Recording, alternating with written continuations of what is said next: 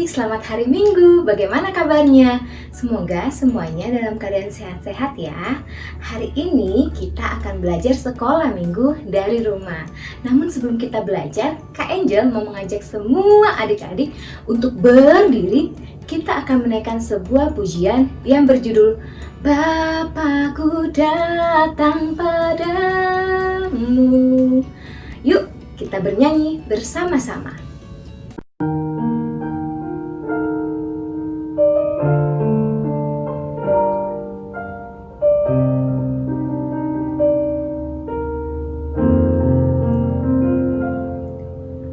Bapakku datang padamu,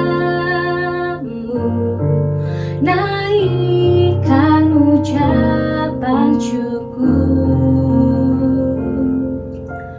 atas kasih anugerah-Mu yang indah setiap hari. Pagi hari, siang hari, sore dan malam hari,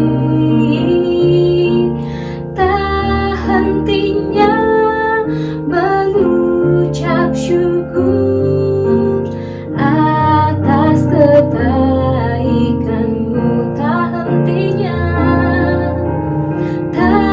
hentinya mengucap syukur atas kebaikan-Mu.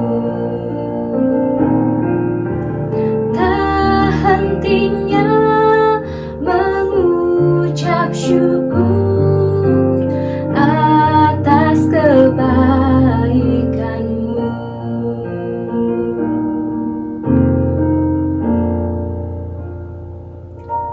Nah, adik-adik, kita akan berdoa sebelum kita mendengarkan firman Tuhan. Yuk, siapkan hati kita supaya kita bisa berdoa bersama-sama. Namun sebelumnya kita naikkan pujian berikut ini.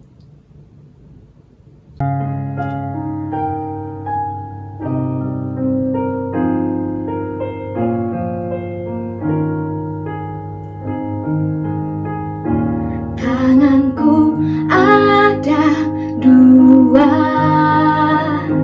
lima jarinya. Kalau aku berdoa,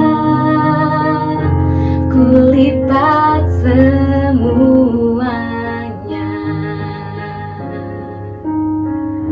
Mari kita berdoa bersama-sama.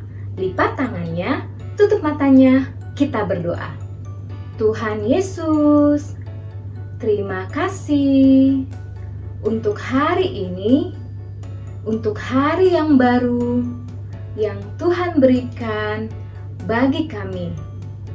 Pagi ini kami telah memuji, memuliakan nama-Mu, menaikkan syukur kami kepadamu. Tuhan Yesus, sebentar lagi kami akan mendengarkan firman-Mu. Berkati kami ya Tuhan, supaya kami memahami dan kami mengerti dan kami bisa menjadi pelaku-pelaku firman Tuhan. Di dalam nama Tuhan Yesus, kami berdoa dan kami siap mendengarkan firman-Mu. Haleluya, amin. Sebelum kita belajar sekolah minggu hari ini, Kak Angel mau ngetes ingatan adik-adik dulu ya. Apakah adik-adik masih ingat tentang benda-benda ini yang biasanya ada di gereja? Benda yang pertama adalah ini. Apa itu ya? Benar sekali, itu adalah mimbar. Mimbar biasanya digunakan oleh seorang pendeta untuk menyampaikan firman Tuhan di gereja. Dan juga biasanya pemimpin pujian akan berdiri di mimbar supaya memimpin kita semua menyembah Tuhan. Lalu gambar yang kedua adalah ini. Apa ini ya? Betul sekali, Ini adalah mikrofon. Biasanya pendeta juga pakai mikrofon. Supaya apa? Supaya jemaat yang ada di belakang bisa mendengar suara sang pendeta. Begitu juga dengan pemimpin pujian yang memimpin kita dalam ibadah. Mereka menggunakan mikrofon supaya kita bisa mendengar apa yang mereka katakan. Lalu, gambar yang ketiga adalah ini. Apa ini ya adik-adik? Betul sekali. Ini adalah anggur dan roti perjamuan.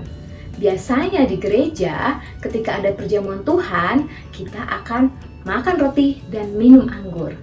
Hanya orang-orang percaya saja yang boleh mengikuti perjamuan Tuhan. Lalu, yang keempat, apa ya adik-adik? Benar sekali, ini adalah kantong persembahan. Biasanya ketika kita mau memberikan persembahan, kita mengumpulkannya dalam sebuah kantong. Lalu, yang terakhir, apa ya adik-adik? Adik-adik tahu ini apa? Benar sekali, ini adalah Alkitab. Alkitab biasanya digunakan supaya kita tahu apa yang Tuhan suka, apa yang Tuhan tidak suka, apa yang Tuhan ingin kita lakukan. Kita bisa mengetahuinya dari Alkitab. Good. Nah, sekarang adik-adik sudah pegang Alkitabnya belum? Yuk, yang belum pegang Alkitabnya, sekarang cari Alkitabnya. Kak Angel kasih waktu 5 detik. Kak Angel hitung ya. 1, 2, 3, 4, 5. Yang sudah mendapatkan Alkitabnya, boleh dilambaikan? Good. Nah, ini adalah Alkitab. Alkitab adalah firman Allah. Allah berbicara kepada kita melalui Alkitab. Melalui Alkitab ini kita juga bisa mempelajari bagaimana hidup sebagai orang-orang yang mengasihi Allah. Nah, adik-adik, minggu lalu sudah belajar bersama-sama dengan Kak Uwi mengenai siapa? Mengenai Yosua yang memimpin bangsa Israel untuk masuk ke tanah perjanjian. Apa yang mereka lakukan ya adik-adik? Benar sekali, mereka merobohkan tembok Yeriko. Bagaimana caranya ya mereka melakukan itu?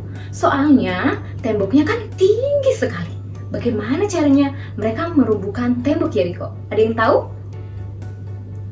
Good, mereka mengelilingi tembok Yeriko selama berapa hari? 7 hari. Lalu pada hari yang ke-7, tembok tersebut rubuh. Hari ini kita akan belajar mengenai cerita tentang seorang perempuan bernama Hana. Nah, suatu ketika Hananya sedih sekali. Adik-adik pernah sedih nggak ya? Kira-kira kenapa ya adik-adik di rumah pernah sedih? Ada yang mau jawab? Oh, karena mainannya rusak jadi sedih ya? Terus karena apa lagi? Oh, karena dicubit sama temennya. Terus karena apa lagi adik-adik sedih? Oh, dimarahi sama papa mama ya? Nah, Hana juga merasa sedih. Kira-kira kenapa ya Hana sedih? Kalau sedih mukanya gimana adik-adik? Iya, mukanya cemberut. Tidak tersenyum, tapi cemberut. Begitu ya adik-adik ya. Nah, Hana sedih karena Hana tidak mempunyai seorang anak. Setiap hari Hana menangis dan bersedih. Bahkan Hana sampai tidak mau makan. Lalu Hana dinasihati oleh suaminya. Gak apa-apa kok, jangan sedih ya. Begitu. Nah, setiap tahun Hana dan suaminya pergi ke rumah Tuhan yang ada di Silo. Nah, di sana dia berdoa kepada Tuhan supaya Tuhan memberikan dia seorang anak. Kira-kira apakah Tuhan menjawab doanya nggak ya? Terus si Hananya masih sedih nggak ya? Terus gimana sama si Hana? Apa yang terjadi sama si Hana? Supaya adik-adik di rumah tidak penasaran, supaya Kak Angel juga nggak penasaran, yuk kita simak ceritanya berikut ini.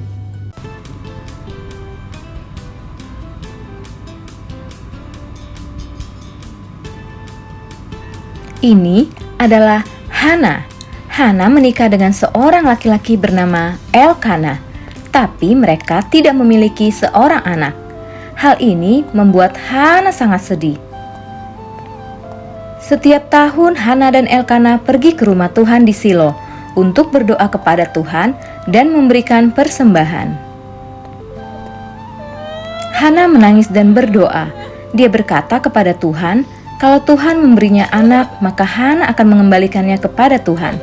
Anak itu akan melayani di rumah Tuhan. Hana sangat sedih sampai seorang imam bernama Eli berpikir bahwa Hana sedang mabuk. Tapi Hana memberitahunya bahwa ia sedang berdoa.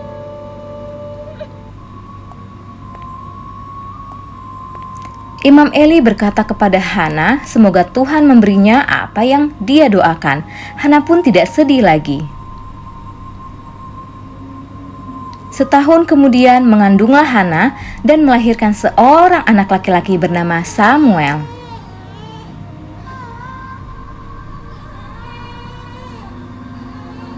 Hana melakukan apa yang ia janjikan, membawa Samuel ke rumah Tuhan. Hana bersyukur kepada Tuhan, dan Samuel tumbuh besar di rumah Tuhan dan melayani Tuhan. Nah, tadi adik-adik sudah mendengar cerita mengenai Hana yang berdoa kepada Tuhan. Apakah Tuhan menjawab doa Hana? Benar sekali, Tuhan menjawab doa Hana. Akhirnya Hana memiliki seorang anak laki-laki bernama Samuel. Hana juga menepati janjinya kepada Tuhan, menyerahkan Samuel untuk menjadi pelayan di rumah Tuhan. Cerita tersebut dapat kamu temukan dalam 1 Samuel 1 dan 1 Samuel 2. Kak Angel ulangi, cerita tersebut dapat kamu temukan di dalam Alkitab kamu dari kitab 1 Samuel 1 dan 1 Samuel 2. Nanti minta orang tuanya untuk membacakannya untuk adik-adik ya. Sekarang kita mau berdoa bersama-sama, mengucap syukur kepada Tuhan karena Tuhan yang luar biasa yang selalu menjawab doa-doa kita. Jadi mulai sekarang adik-adik yang ada di rumah jangan malas lagi untuk berdoa ya. Kalau adik-adik mau menyampaikan sesuatu kepada Tuhan, sampaikan saja di dalam doa. Sekarang kita mau berdoa bersama-sama, lipat tangannya, tutup matanya, hormati Tuhan, kita berdoa. Tuhan Yesus, terima kasih untuk firman-Mu hari ini. Kami telah belajar mengenai Hana yang doanya dijawab oleh Tuhan. Kami juga percaya bahwa Tuhan akan menjawab doa-doa kami. Terima kasih Tuhan, kami mau berjanji supaya kami rajin berdoa dan berkomunikasi dengan Engkau melalui doa. Tuhan Yesus, terima kasih untuk kesehatan yang Tuhan selalu berikan bagi kami, sehingga kami bisa mengikuti sekolah minggu setiap minggunya. Dalam nama Tuhan Yesus, kami berdoa. Haleluya. Amin. Demikianlah pelajaran sekolah minggu kita hari ini. Jangan lupa untuk mengikuti pelajaran sekolah minggu di minggu-minggu yang akan datang. Selalu jaga kesehatan dan jangan lupa untuk berdoa dan membaca firman Tuhan. Supaya apa? Supaya kita tahu apa yang Tuhan mau kita lakukan di dalam kehidupan kita.